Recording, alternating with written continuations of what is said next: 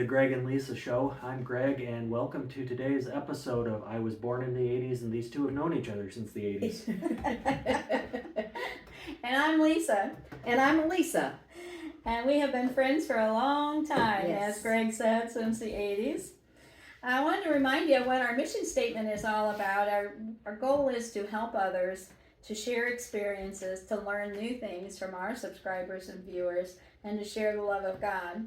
And also, we want to remind you That we are not lawyers, doctors. We are everyday people who love to help others and share life's experiences to hopefully help others not make some of the mistakes we've made.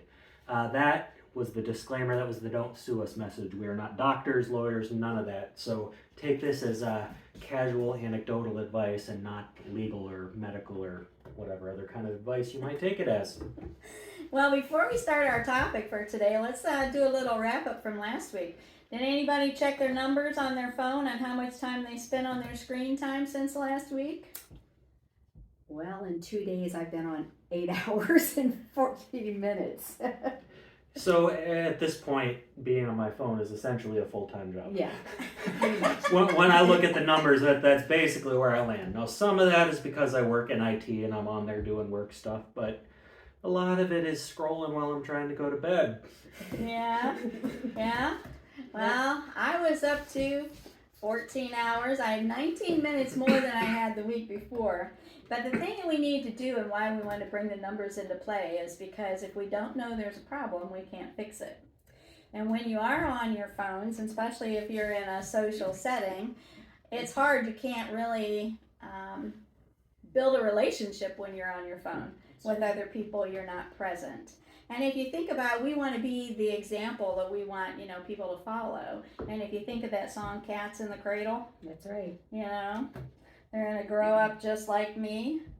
So we need to actually do a self-evaluation every week and look at your numbers, because if you spend 40 hours on your phone, that's 40 hours you're not going to get back. And that's 40 hours you're not with, people in your lives. And I do want to say there is a difference when you live by yourself, because I don't have anybody else in the household when I live by myself. And that, I will text people to build that relationship. But you have to get outside of that as well. You have to go to lunches. You have to be a part of hobbies groups. You have to still make the effort to get out and be social before, we are going to become a socially inept society. And you can already see that transpiring. So now Elisa is a longtime friend. We've been working in collections for 30 plus years. And that's going to be our topic today, which is working with creditors and learning the collection process and understanding it from both sides of the fence. And as a previous collector, we know that there's a negative stigmatism on it. And if a collector has called you, that you do not want to see their phone and their name pop up. But when we were in the collections department, we used to be called the therapists for financially challenged people. And so we actually had shirts and different things made up that said, therapists for the financially challenged. But there's one thing we have to realize as we go through life, and I know that, a lot of people don't think of it this way, but people are really broke on different levels. They may have a bigger house and a nicer car. That usually means they have a bigger house payment and they have a bigger car payment. And so they're not really a lot farther ahead than the rest of us. But when the collection calls start coming in, you really have to answer it, because if you don't, that's where, Houston, we have a problem, and you need to be proactive. So if you already know you have finances that are behind and you're not going to be able to make a payment, pick up that phone first, because if you do, that will get you a lot farther in the collections and working with a collector than you could ever imagine. And, lots of times when those calls come in, people don't like to talk to collectors because they don't know what to say. And we wanted to give you a couple of options available to you, and you might not have known about these, and you wouldn't have known them if you didn't ask. So you can ask about a payment arrangement. 1.25, 1.5, 1.75, different percentages till you're all caught up. Depends on the creditor what they're going to offer you. Is there an extension available? There may be. If there is a valid financial hardship, that can absolutely be a possibility. Can you make an interest-only payment until you're back on your feet for a few months? So, as we know with most kind of loans, there's a principal component and there's the interest component.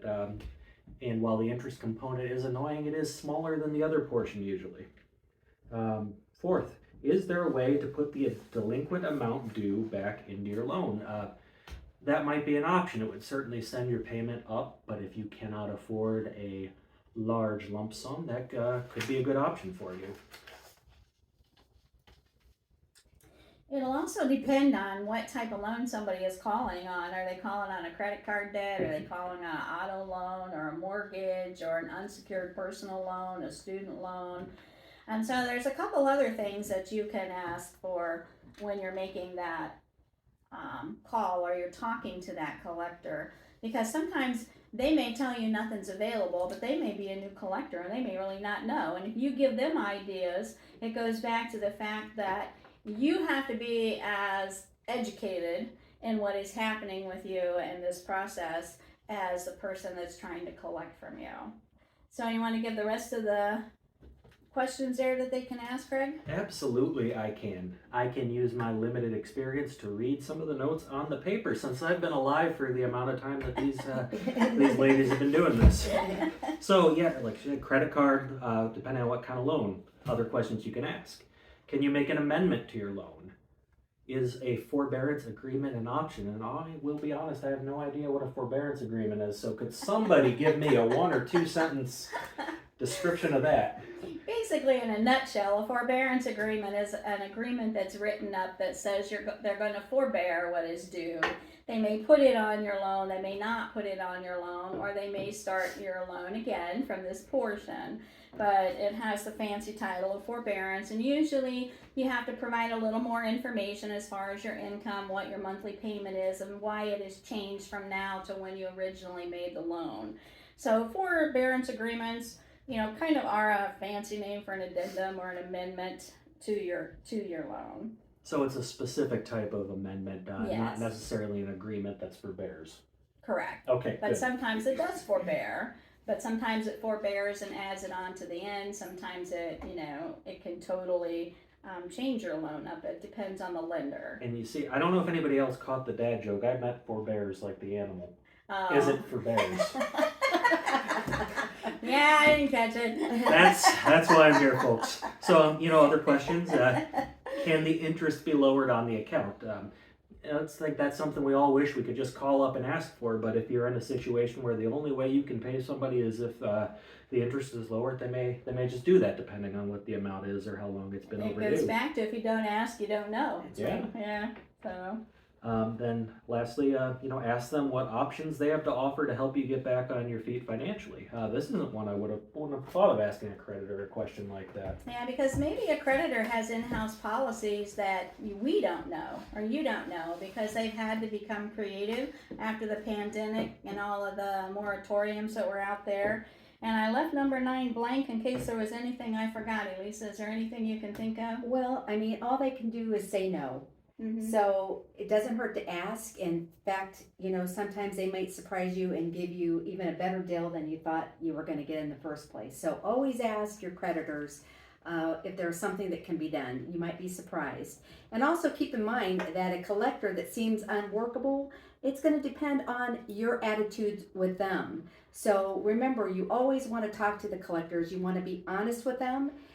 You want to have paid as agreed. So if you've set up some type of payment arrangement, you want to make sure that you're sticking to that. If there is a problem, you want to call them immediately.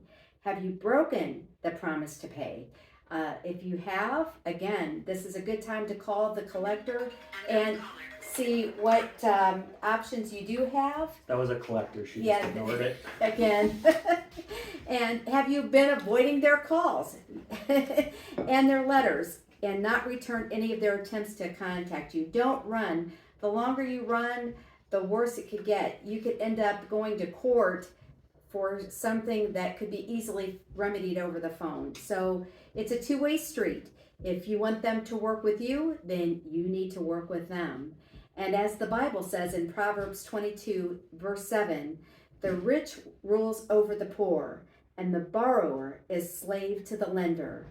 Also in Exodus 22:14, if anything is borrowed, it should be paid back. If what is borrowed is lost or injured, full restitution must be made. And they say the Bible's not relevant today. That's I think right. we just proved you wrong in 2 verses on that one. That's Yeah, right. that's right. So right now, if you are owing something to a creditor, you are enslaved to that lender. It is very true. You work to pay the lenders, the creditors, what you owe them. So think about this. There has to be a workable solution. That's why I said, always ask. All they can do is say no. And sometimes they'll come up with a better idea or a better solution than what you were going in and asking them for. But remember, collectors have a job to do. And there are timelines that need to be met and requirements that need to be completed before an account hits a certain stage of delinquency. We'll talk about that a little more detail. And also, if you're looking for a good show to listen to, it's called Faith and Finance, and it's on Moody Radio. And in our area, it comes on usually, I think, at 4 o'clock, before the 5 o'clock hour. But check it out. They're at Moody Radio 103.3 here. But they have a lot of good information for you to help with your finances and setting a budget and giving some recommendations.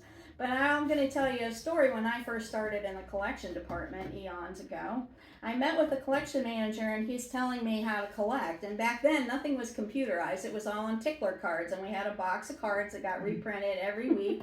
And we would look it up, and we'd, write our notes on it. And so he's telling me, you collect it, when it hits 90 to 120 days, then they're going to charge the account off.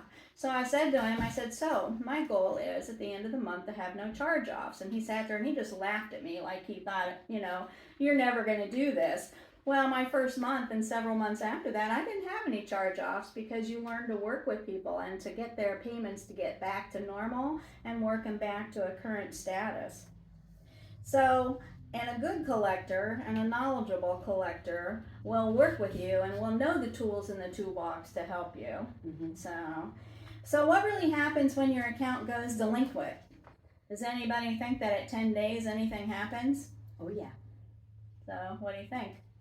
What happens Well, at 10 days? at 10 days past due, you always want to make sure that you are reaching out, just as a reminder. It can be a friendly reminder, but something may have happened. Somebody got sick, somebody ended up in a hospital, and it threw them off the game plan. And maybe they're the one that's responsible for paying the bills. So you always just want to give that friendly reminder that, hey, you're 10 days past due. Is there a problem? But if you call them first, they won't have to call you. Very true. Yeah. So what about 20 days? What do you think happens at 20 days? I may use my crystal ball and say there might be another reminder call. Right, a reminder call. So A letter, maybe an email. Nowadays, everything is so computerized. They do emails. It's true. Snail mail doesn't happen usually anymore. I know. It's hard. Sometimes it's even hard to talk to somebody. But at 30 days is when all the action starts to begin. So at 30 days, your account is going to be reported to the credit bureau as being delinquent. And you are going to receive phone calls and letters at 30 days, because at 30 days, that's a trigger date that says, hey, this isn't just I forgot to make the payment, or that it's a signal to us. It says there's something else going on and we really need to talk. What about 60 days? Well, that's when you might be seeing the repo guys come in. You might be starting to get letters or phone calls, maybe from the bank's legal department, just depending on what we're talking about. Credit cards are easy to shut down. At that point, you might lose your credit card, or they'll put a hold on a lot of things that you could be using. So you go out to dinner and you're trying to use a credit card, and you get declined. So the best thing to do in this situation is make sure you are talking to your creditors, especially if something has gone wrong. You lost a job, an illness, something like that. You definitely want to talk to the creditors. Yeah, because it's 60 days as a collection department and with a job to do, I'm going to be looking for your car. I'm going to be taking a look at it to see if it's even worth repoing. I'm going to be looking at the house to see what the condition is. We're also going to be doing internal searches to see what other assets that you owe own that we could possibly attach. So on the inside, you have to look at it. The bank, it is a business. They loaned you money in good faith and they want you to pay it back. And they want to see where their collateral stands if they have collateral. So you have to be responsible on your end as the borrower to do what you can to maintain that professional relationship with them. So after 60 days comes 90 days. What happens at 90 days? Well, again, we're getting more information on how things are, where things stand. Do you have any bank accounts? Do you have money in a bank account that we could possibly file to start tapping the bank accounts? You're going to see maybe some more letters or emails coming over that are a little bit more forceful. Things are going to get, a little bad, and we're going to give you this is it. We've got a final we're demand, right? And also, I'm going to be looking at all the legal paperwork, your note, your mortgage, whatever paperwork we have, because maybe there's a cross-collateralization clause that is in your note that says, you have a house, but I'm collecting on your car, and maybe I can put what you owe me on that car and mix those two together to kind of combine the asset. So you have to look at your note and your mortgage and any type of paperwork that you sign. It's very important that you read the fine print, because there's always going to be a default clause that tells you exactly what the lender can do to collect on that debt, and you need to become familiar with it. At 120 days, there's a term in the banking industry that's called charge off. Yep. And that's when internal guidelines are happening within the banks or the lenders or the credit unions or whoever. They have guidelines that they have to follow as part of their job. So at 120 days, where are we at, Elisa? Well, your account is going to be charged off. So at that point in time, there may be some remedies, but the best thing you could do at that point is try and get it back down to at least a 30-day delinquency. But if you can pay it current, that would be your best solution there. I know when working in this department for as many years as we did, is there somebody that you can borrow the money from, or is there a second job that you can take? Is there somebody that can help you? Because at this point you're going to lose what you have, and the account is going to go to a charge off, and that is going to hit your credit bureau, which will stay on there for several years. Mm-hmm. Yeah, and anything past 30 days, 30, 60, 90, 120, that is all going to hit your credit bureau. And when it is charged off, you have to look at the 120 days, have they picked up your car? Is there been a foreclosure complaint filed in a civil suit? And, is your, reporting now going to say charge off at the credit bureau? Because if it does, that's going to really have a negative impact. But what happens when your account's charged off, your car is repossessed, and your home is in foreclosure? So before I get into this, for the dumb guy in the room, what exactly is a charge-off status? What does that mean? A charge-off status means that the bank has deemed it, and it's not necessarily the bank as much as it's the guidelines, that a charge-off means that it's uncollectible, that they haven't been able to collect on it from the first day it was delinquent to the time it hit 120 days. Now, just because it goes charge-off doesn't mean that they're not going to continue to collect the debt. And there are times that you're going to find out in the next section that sometimes there are extenuating circumstances where somebody has cancer, they've lost a job, and they have a very serious financial issue in the household, that charge-off can really be the best thing for them, because charge-off has less guidelines that have to be followed. They can take a smaller payment, they can lower interest, they can be more workable with you, but that more workable has a cost as far as negative impact on your credit. Right, because by this point, right, you've already had a bunch of stuff taken away already. So right. Let's get into it. Yeah. Charge off credit card debt. Like we said, workable terms are sometimes easier because that debt is charged off. Once an account is charged off, it does have a negative impact on your credit bureau, so it is something you still want to work on, because it's going to stay on there a long time anyway. and the longer you don't work on that, the longer it'll stay. Your account could be assigned to a third-party collection agency, which had different laws that they need to adhere to. Your account could be sold to a third party who purchases the account from the lender for a reduced value. They now own your debt and they can proceed with collection. So who knows, you may be working with a whole different set of guidelines there, a whole different set of internal policies where you might have been better off if you had been proactive. Right.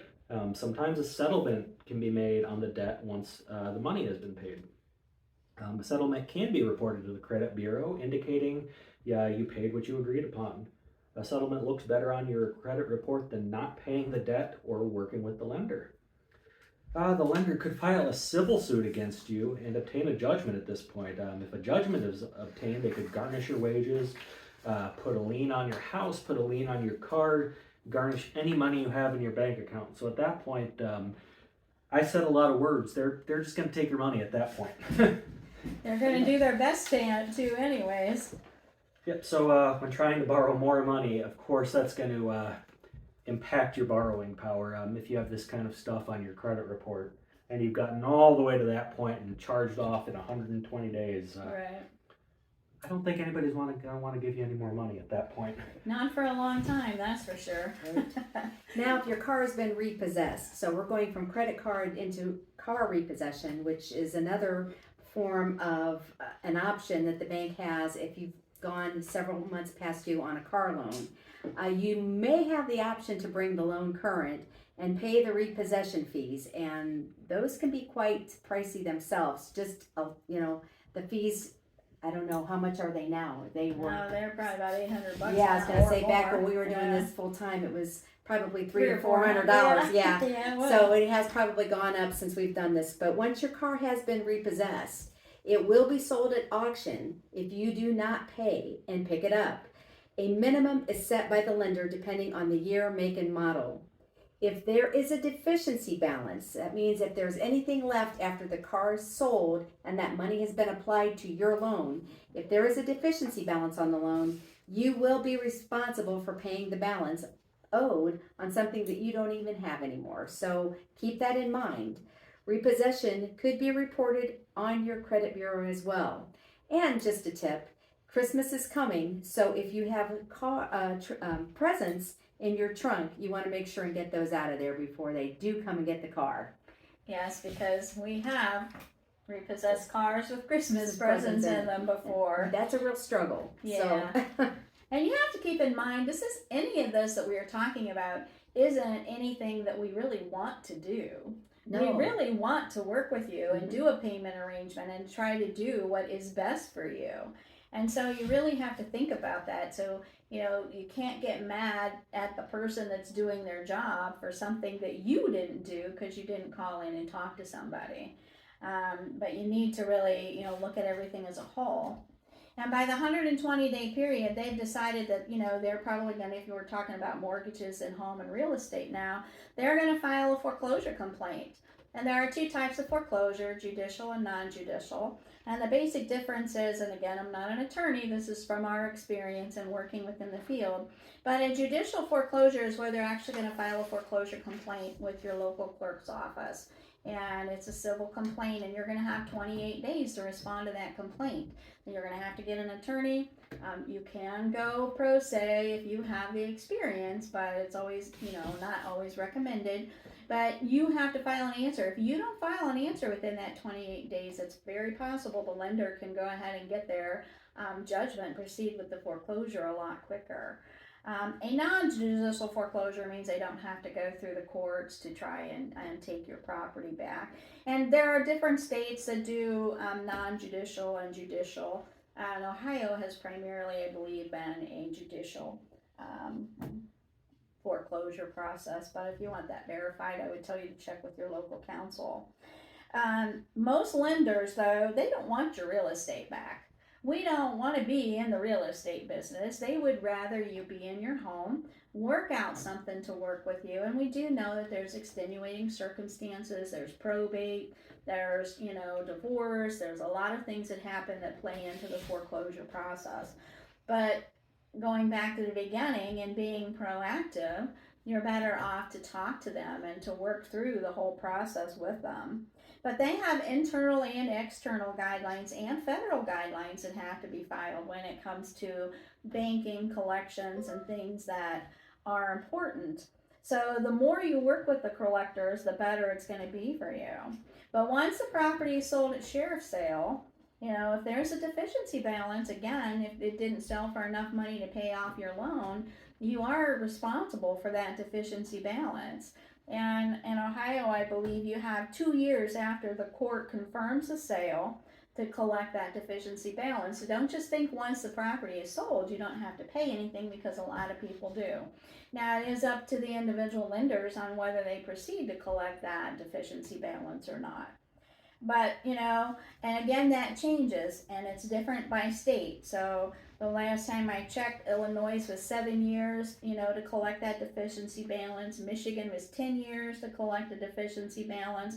And there are some states that you're not allowed to collect a deficiency balance. So it does go back to your location, your jurisdiction, and the laws within your state. So again, you need to do some research, and you need to look at, what is available to you, what are you responsible for, and how can you work through, the financial challenges that have come across your plate.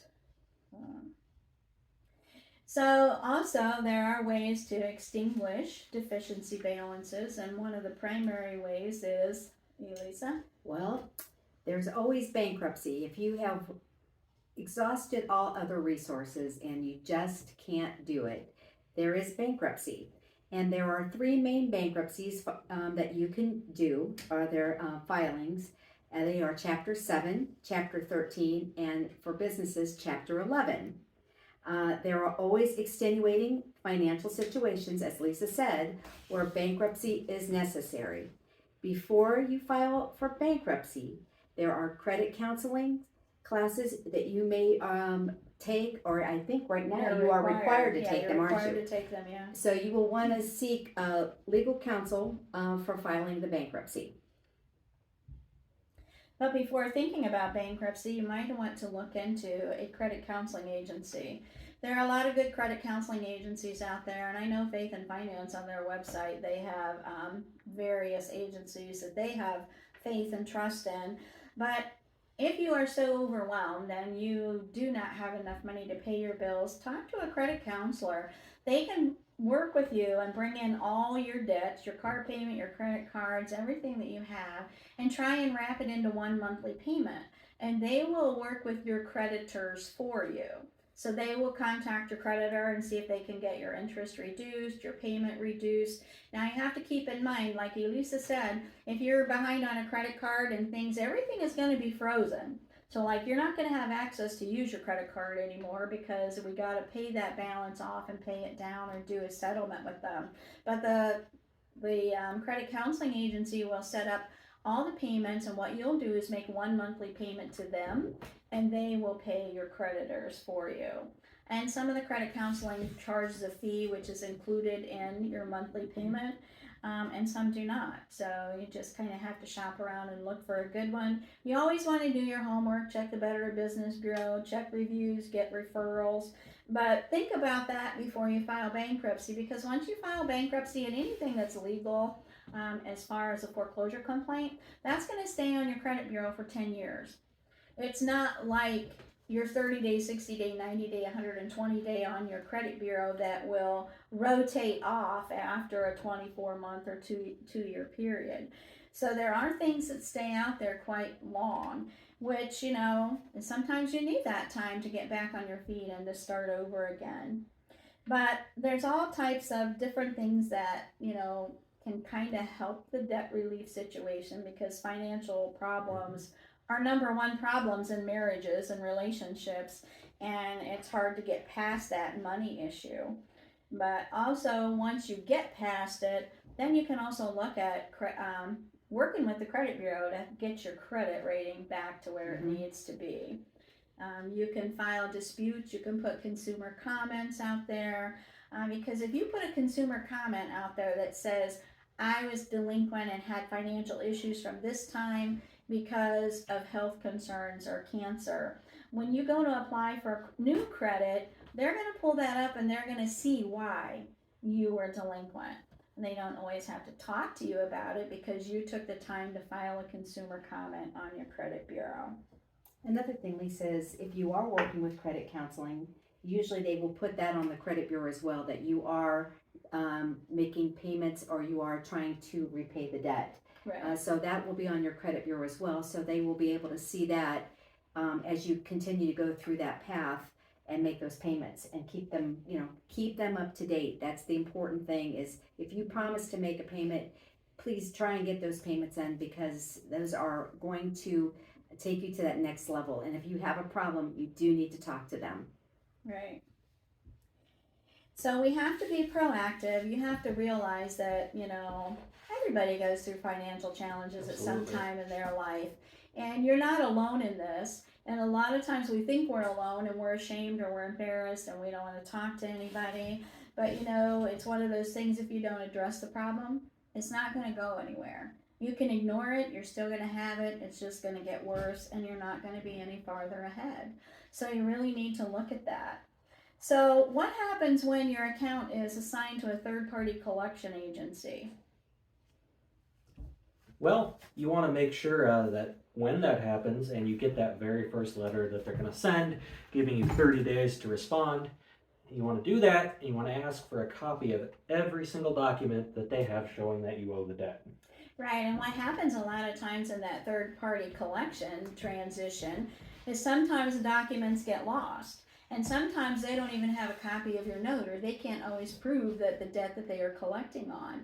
And there are scams out there. There are collection scams where people are trying to get your money, or they may just, call you or say, hey, you owe this money from this bank, and you think, oh, I did have an account with them a long time ago, so maybe I do owe them money. Mm-hmm. And so, the third-party collection agencies, they have a different set of collecting guidelines that they have to follow in collecting. And that is the first step. When you get that letter and it tells you have 30 days to respond, that's one of your first clues that a collection agency has taken over that account. Now, they could either be assigned it and they are actually going to make a fee for what they recover and they're going to split it with the original lender, or they may have actually bought the loan itself for a very reduced rate.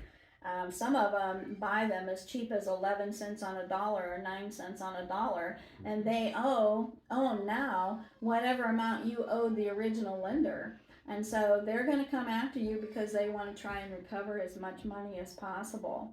So you have to think about that. Yeah, and this can be a harsh process, but like we've said, there are guidelines.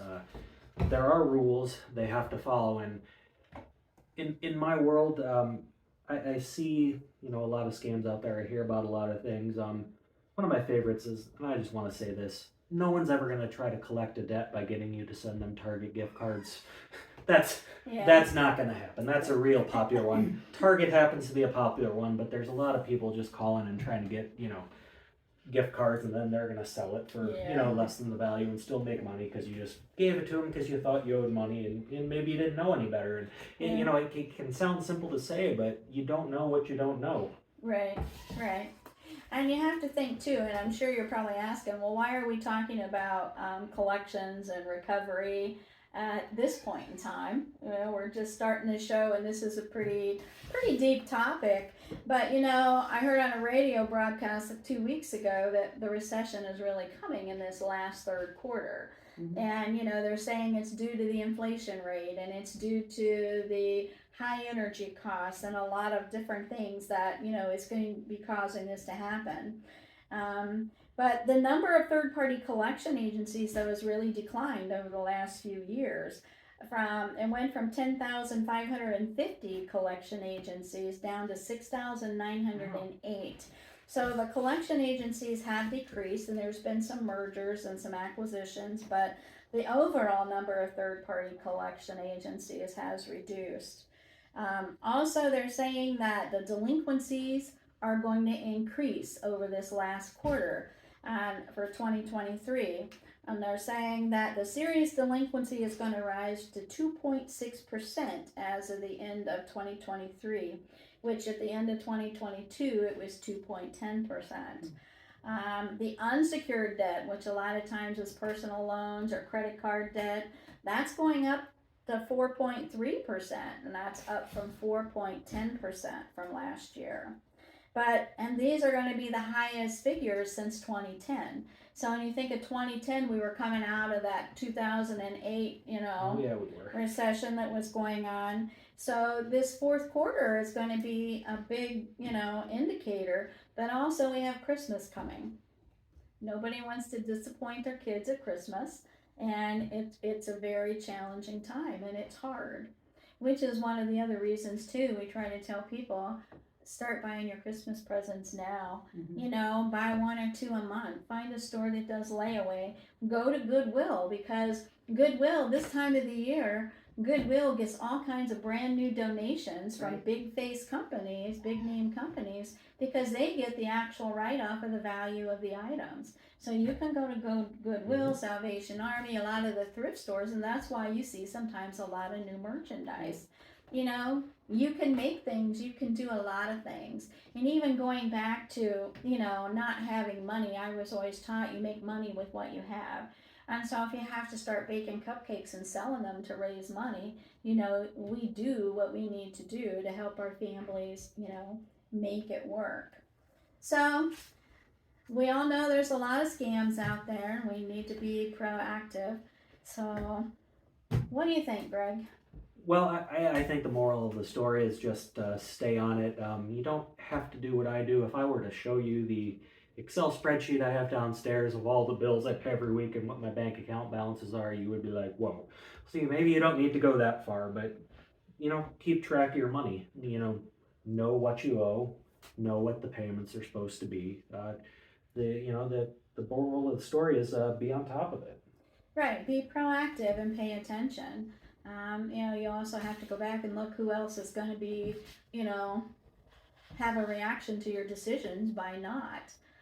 When we go into a house that's been foreclosed on, and you see the toys all over the place, and you see what's going on, and you think every house has a story, and everybody has a story, and so we want everybody's stories to really end a lot better than they could by just having the knowledge and direction on how to work with creditors and in collections.